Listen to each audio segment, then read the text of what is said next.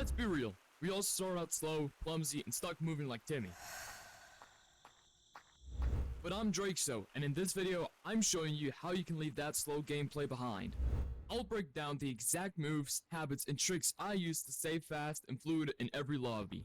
Are you ready to get fast? Then let's go. This video will be cut into separate parts.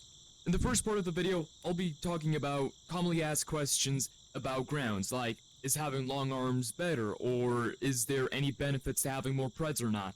In the second part of the video, I'll be teaching you basic movements, how to start off getting fast on grounds, and what you should focus on for the beginning. In the third part, I'm going to be talking about some more advanced stuff, like how you should hit off the floor to maximize your speed. And in the fourth part of the video, I'll be teaching you guys a couple of habits and just some things that I personally focus on myself while I'm running to get as fast as I possibly can. So let's get right into the first bit. Okay, so like I just said, the first part of this video is just going to be me talking about some things. So the first thing that I want to talk about, which is a very commonly asked question, is does having longer arms help with being fast? And in my personal opinion, they don't really change that much. Obviously, if you can barely hit the floor, then there's going to be a big difference. But if you can at least like stay this high off the floor, then you're going to be fine. You can do basically every single run that every player does.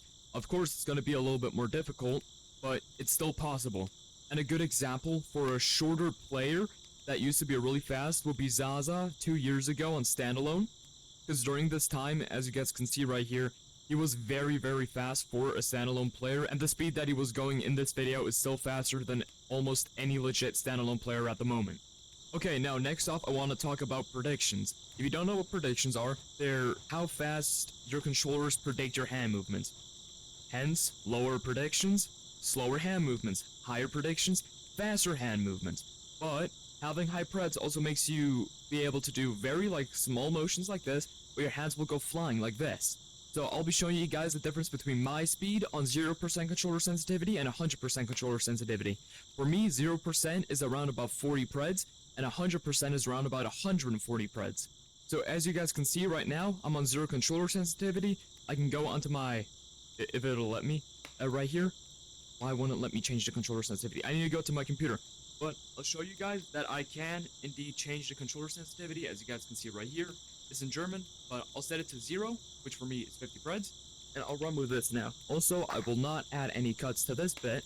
So right here, as you guys can see, this is me. I'll click on first person, and this is what this looks like for me. This is me flicking my wrist, and as you guys can see, my hand doesn't go very far. And then this is me running with 0 controller sensitivity. And now I'll be going on to 100 controller sensitivity, so I'll be going to my computer again, and I'll change the controller sensitivity to 100%. That was only 92, there we go. So as you guys can see, the controller sensitivity is set to 100 right now, and as you guys can see, this is me just slightly moving my wrist. As you can see, it just goes flying, and this is me doing a pred check on 100 controller sensitivity. My hands they just start flying. So yeah, now I'll go first person again. This is 100 controller sensitivity, and this is me running with it. So as you guys saw, on 100 controller sensitivity, I got a lot of pull, but I was very inconsistent. I was just jumping around everywhere because it's almost impossible to control. And compared to the 0 controller sensitivity, which is only 40 preds, like 40 to 50 preds, I was able to control that way better. And I was, in my opinion, I was likely also way faster with 0 controller sensitivity than with 100.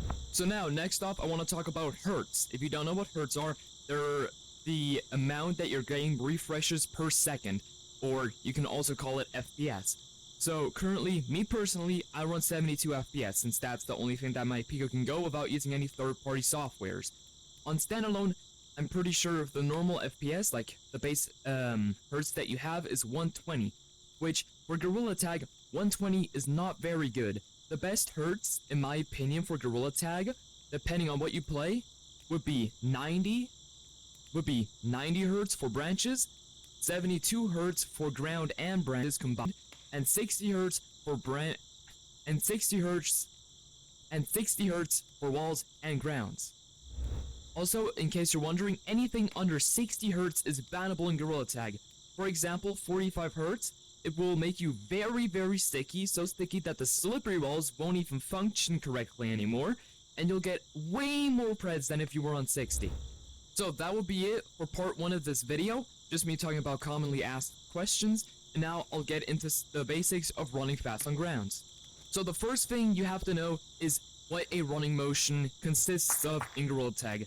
So currently, this might change in the future, but currently most runs are just a pull motion, and then with the other hand, a push motion.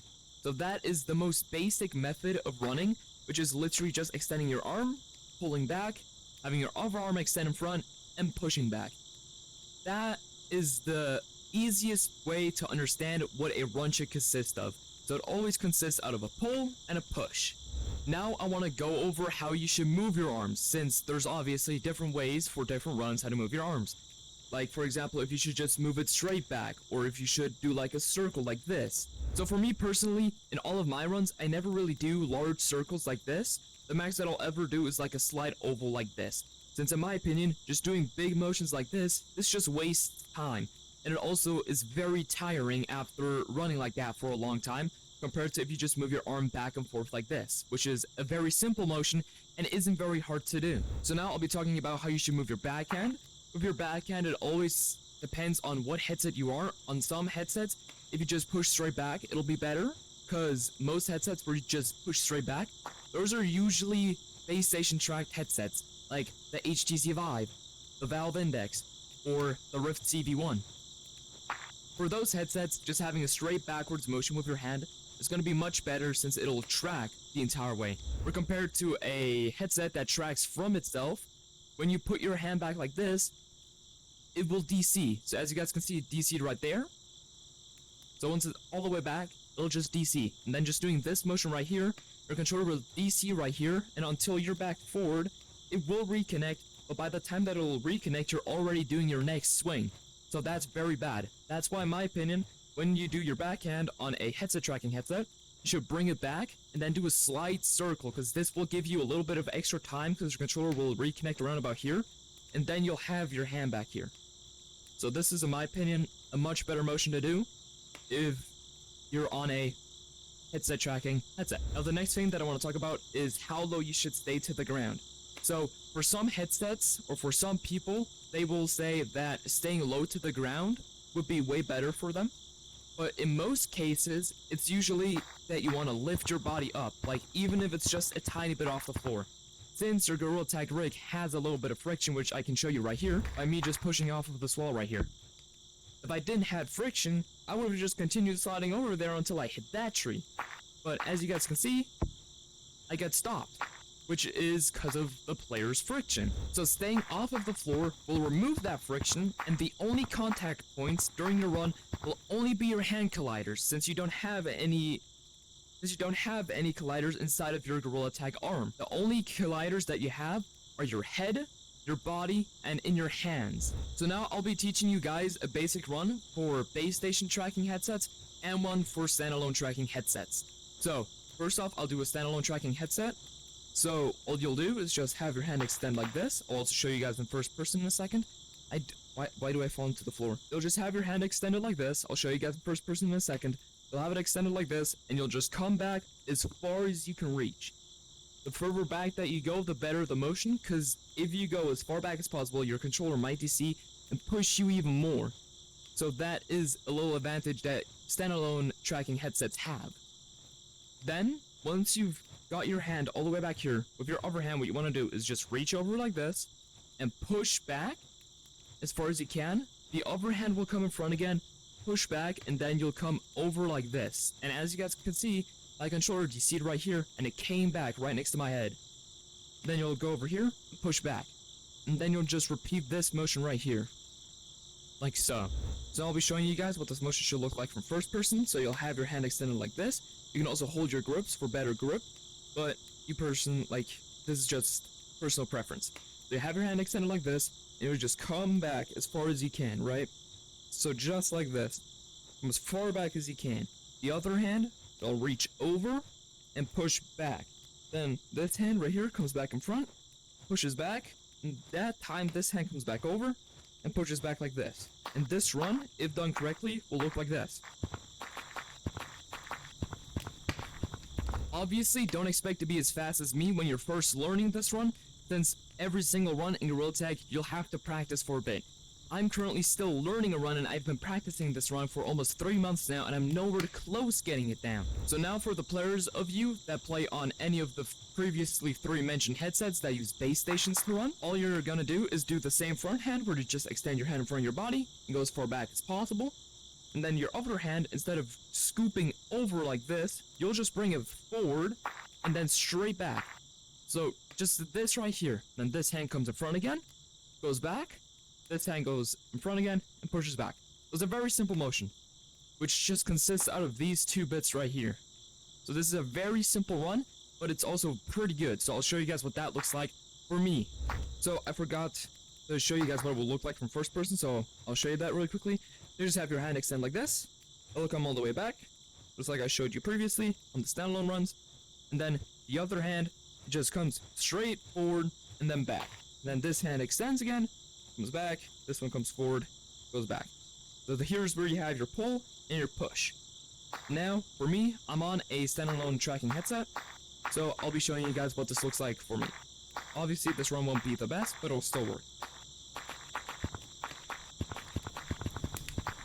So that is what it would look like if you do a base station tracking headset on a standalone headset. Now, once you've done that run and you found out if it's better for you to stay off the floor, if you're better at staying low to the floor while running and you're faster. So now, once you've learned one of those 2 runs, obviously you can also learn other ones. You'll need to learn a couple of more things, which I'll be showing you guys now in the first part of this video, in the advanced section. So now, since you've managed to get all the way here, I'm expecting that you guys know the basics of running, if you should stay low to the floor or if you should stay off of the floor. And now I'll be just teaching you some advanced things that you should know about. So the first thing that you have to know about is rhythm. Rhythm is a very important aspect of Gorilla Tag. Without rhythm, you wouldn't be able to consistently go the same speed. So when I'm talking about rhythm, I'm talking about how often you hit the ground per second or per minute or however you want to see it. Obviously, there's different rhythms, which I'll also be showing you guys an example of in a second. So now, a very basic rhythm that you guys probably already know is just hitting once per second, for example. This is a very simple way of having rhythm, which is literally this hand goes in front, hits once. You wait 1 second, the other hand goes in front, and you hit again. Rhythm is something that you have to learn for yourself. I can't teach you guys rhythm, since it's a very difficult thing to teach, since you have to know what your own personal rhythm is.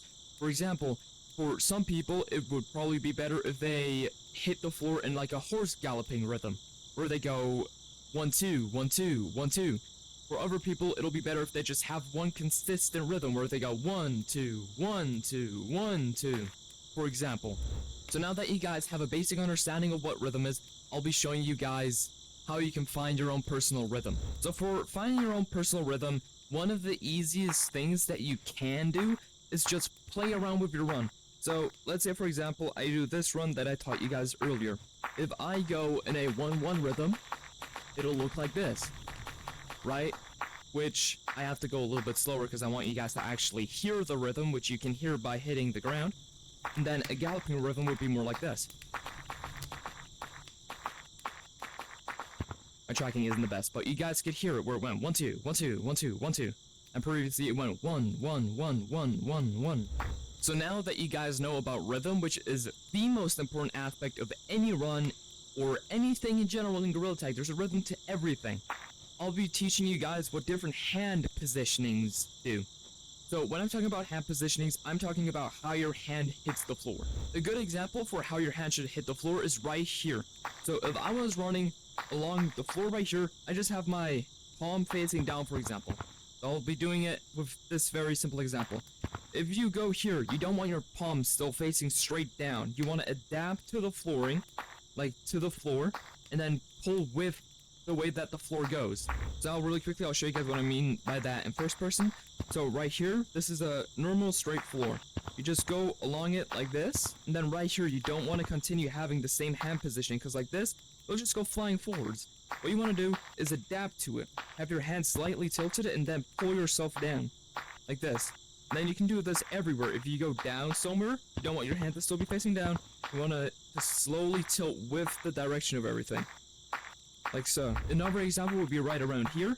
You don't want to just continue with a normal straight down facing hand. The better way to do it would just be right here, your hand will be straight with the floor, then you slowly adapt to how the wall's curvature is.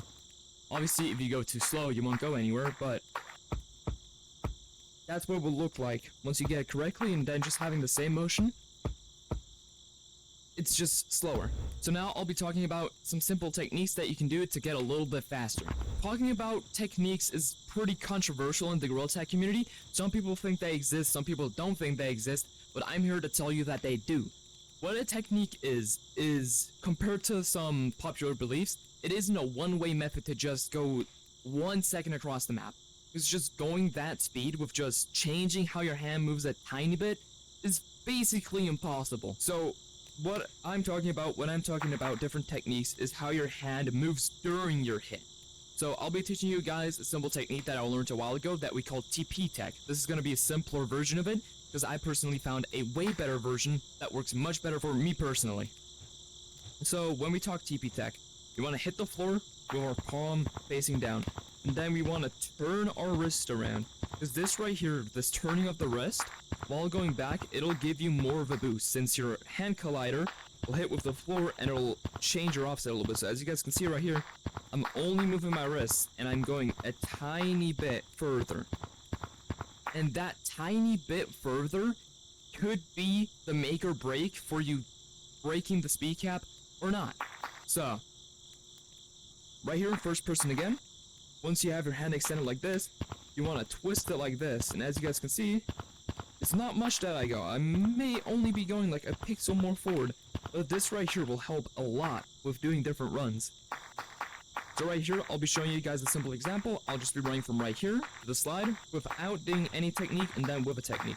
So this is without a technique. And then now I'll do the simple tag,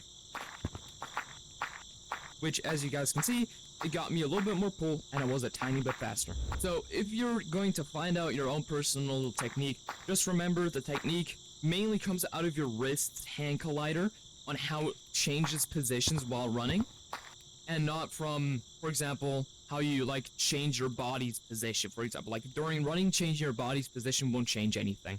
Now, if you've managed to make it all the way to this part of the video, it means that you're finally in part 4. This will be the last thing that I'll be talking about, and it's just some simple habits and just some things that I focus on personally while I'm running on the ground during competitive lobbies. So for me personally, currently I'm trying to hold back, even if it's just a tiny bit, because if I don't hold back, I'll be going way too fast, and it'll most likely end up with me getting reported. So what I personally focus on is just moving my arms a little bit slower than I normally would if I would, for example, panic, or if I really want to like get away really fast. Like, I focus on going a little bit slower, but having good rhythm, because having the good rhythm will have me consistently going the same speed without me having to worry about, for example, jittering or messing up while the run.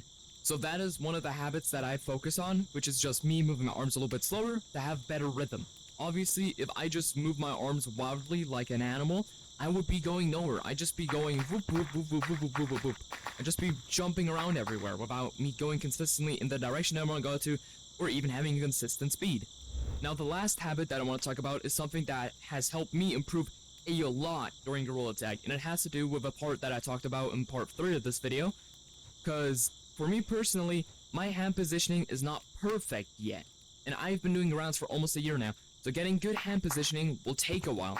So during I'm running, I try different hand positions while I'm running to find out what's faster, and also I try to adapt to the area around me where I'm going. So one example that I could give you guys is over here at this area where I normally do my start to my branching route. Well, it's not really a branching route, it's just a start where I like to, an area where I like to start in, is for example right here.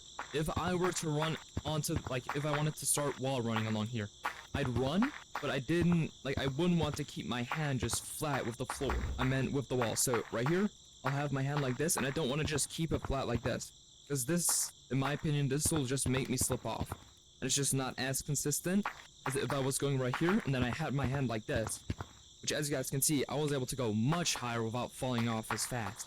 And then another bit would be right here on the wall. For me personally, I don't want my hand to just stay flat like this with the wall, because in my opinion, I can't control this as good. So right here, I'll show you guys an example of that.